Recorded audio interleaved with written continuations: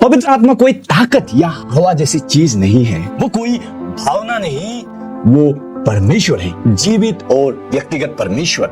वो त्रिएक परमेश्वर के तीन व्यक्तित्वों में से एक है। जैसा परमेश्वर पिता और पुत्र है, वैसे ही पवित्र आत्मा भी है। वो हमेशा से है और पूरी तरह से परमेश्वर है। हर सच्चे मसीह में पवित्र आत्मा निवास करते हैं। वही हमें ताकत देते हैं, पाप का एहसास कराते हैं, पवित्र जीवन जीने में मदद करते हैं, सिखाते हैं और उद्धार के दिन तक हमारी रक्षा करते हैं। तो पवित्र आत्मा का वरदान आखिर होता क्या है? देखिए, बाइबल में पवित्र आत्मा के वरदानों को यूनानी में कैरिस्मेटा कहा गया है। इसका मतलब होता है ऐसा आत्मिक उपहार जो हमें परमेश्वर के अनुग्रह से मिलते हैं। पवित्र आत्मा ये वरदान हमें इसलिए देते हैं ताकि हम दूसरों की सेवा कर सके, कलीसियों को मजबूत कर सके और हमारे जीवन के जरिए यीशु मसीह को महिमा दे।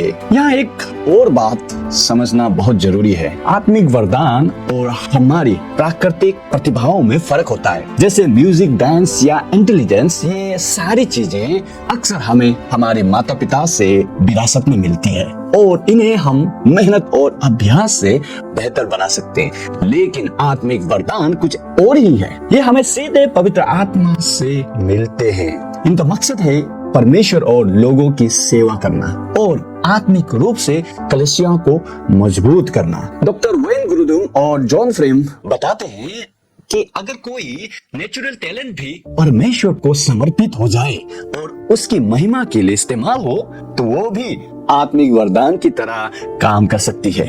इसीलिए कोई भी खास एबिलिटी, चाहे वो नेचुरल हो या सुपरनेचुरल, अगर वो मसीह के अधीन होकर परमेश्वर और उसकी लोगों की सेवा में लगाए, तो वो भी परमेश्वर का वरदान ही मानी जाती है। और हाँ, ये भी याद रखिए, परमेश्वर अपनी सॉवरेनिटी में जिससे चाहे जो वरदान देना चाहे वो देते हैं। और एक बात, ऐसा कोई भी सच्चा मसीही नहीं जिनके अंदर में पवित्र आत्मा का दिया हुआ वरदान है। हर किसी मसीह के अंदर में एक ना एक पवित्र आत्मा का वरदान है।